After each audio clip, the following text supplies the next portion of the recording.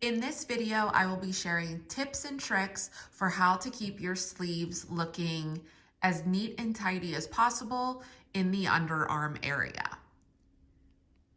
So right now I have separated my sleeve stitches from my body stitches, and per the pattern, I need to cast on 8 underarm stitches. Typically when I'm casting on underarm stitches, I just use the backwards loop method because it's simple and easy. So to do so, you're literally just making a loop with the yarn and placing it on the right hand needle and pulling it tight. Now, like I said, the pattern calls for 8 stitches, but I will only be casting on 4. So when I go to cast on any underarm stitches using the backwards loop method, I only cast on around 50% of the stitches that are needed. So in this case, I'm only casting on 4, and you will see why in a second. If you've used the backwards loop method in the past, you know what can happen. You end up with an excess of yarn at the sides, and it makes your underarm look messy because the stitches end up kind of like stretched, and you end up with like this like loop on the yarn in your underarms. So this trick prevents that from happening. So I've cast on 4 stitches. I was supposed to cast on 8. So I've cast on the 4, and now I'm just going to continue knitting on the body.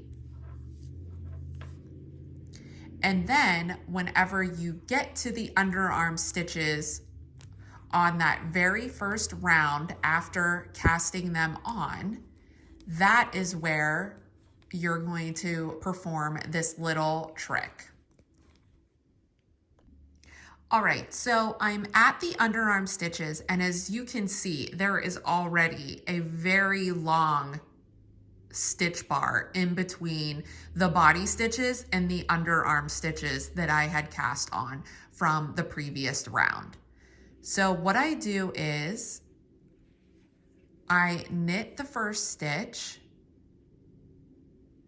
and then you will kind of pull it tight so that that stitch below looks nice and tight and tidy. And then you will loop that stitch and put it on the left-hand needle, creating a new stitch.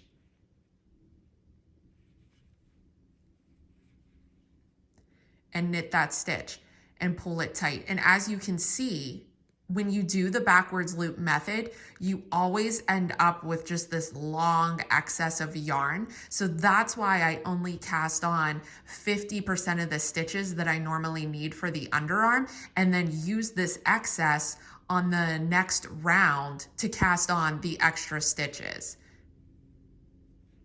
So I will be knitting this stitch,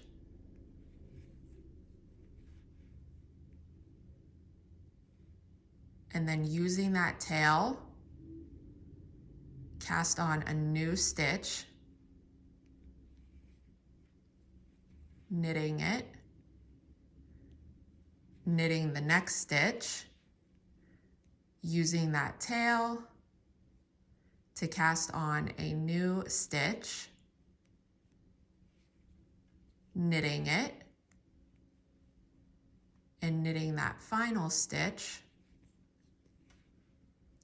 and then using that remaining yarn to cast on the last stitch, and then continue knitting the stitches from the body. And so now I have the correct amount of stitches. So I have 8 stitches for my underarm. And as you can see, all of the stitches are nice and tidy, and you don't end up with that huge kind of gaping stitch that you normally would at the corners of the body.